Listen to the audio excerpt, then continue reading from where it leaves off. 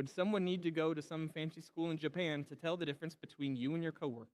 To see you in a grocery store and to know the difference between someone else who's never even heard of Jesus versus you who has been washed by his blood? When you walk around this week, will people know that you are different? And are you, God uses these two metaphors that are so familiar to us that they just make sense. He talks about salt. And salt is such a versatile thing when it's used in writing and also its purposes. Its purposes, even spanning back to ancient times, are for purification, preservation, taste, healing. It was an element used in certain sacrifices. And in writing, specifically Hebraic writing, it's used to represent purity, loyalty, necessity, peace, and wisdom.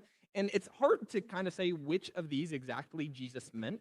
Maybe Jesus used a very versatile metaphor so that it could mean multiple things at one time. I don't know exactly, but for me, the most obvious one is taste, because that's what I use salt for nowadays, right? I use salt for my driveway a little bit. I use it in some other areas, but mostly I just use it for taste. One of the greatest things that has ever happened to me happened in 2022.